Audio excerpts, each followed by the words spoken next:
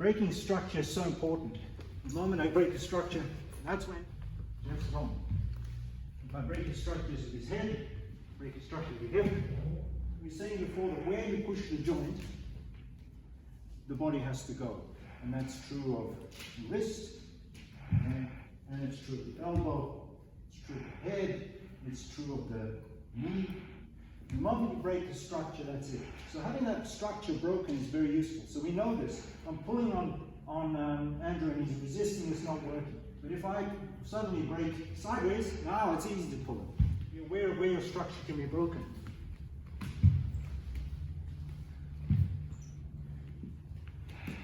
That's no good. So this technique allows me, instead of pushing it that way, if he wants to break my structure, I will bring it around and go back. So now it pushes it, because I try to say, right, again. Yeah. And notice I have to bring my weight back. Now I have him.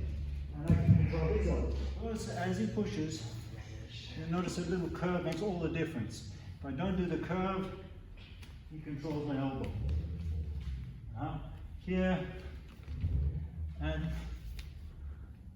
what's more is I can, if he doesn't like this, he turns his elbow great. See, this is the thing. That's a escape, but now I have that motion. So this is in itself.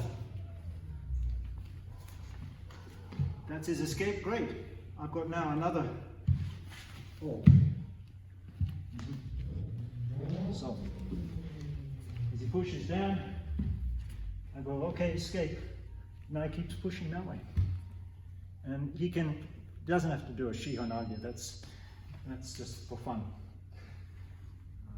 But if he wishes to, he can control me, he can kick that leg out and do what he pleases. Okay. Push hands drill, and that's just the back of the hand. And you notice here, we will now guide with the back of our hand, push towards the hip. And what are we doing with the hip? I'm actually pushing and breaking structure.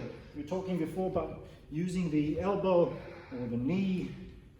In this case, I'm controlling the hip. Yeah, you see that? So, just as my interest. But what I'm actually doing if I do a two-hand is actually controlling the elbow. But right now, back of the hand, back of the hand, back of the hand, back of the hand. I can swap it any time.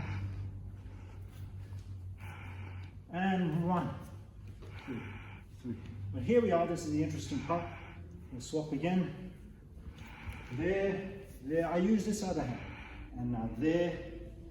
And now I have this whole concept of Jeff will push, and what he really wants to do is take me and control me that way.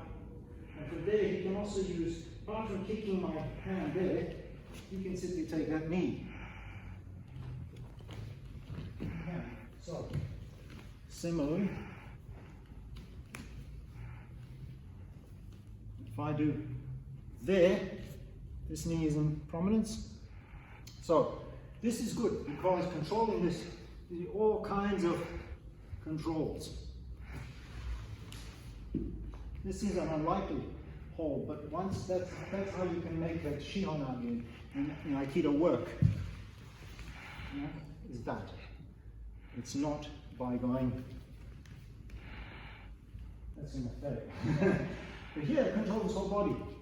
If I wish to, I could sneak around, and that's possible. Not that I necessarily do that, I'm just showing how techniques can work. Of course, Jeff doesn't let that happen, he pulls it to there and then there. And that illustrates the same principle here. Pushes, he's trying to go that way, not that way. And of course, as he does this, I could pull well out. And that's when we get the transfer. Thanks. Yep.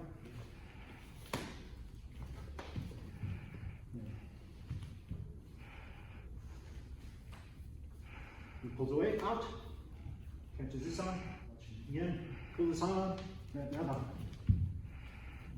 Just a single arm.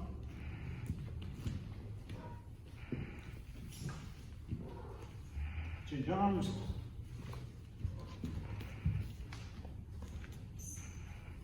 Change arms. And any time you can change this up so that if you wanted to, control it.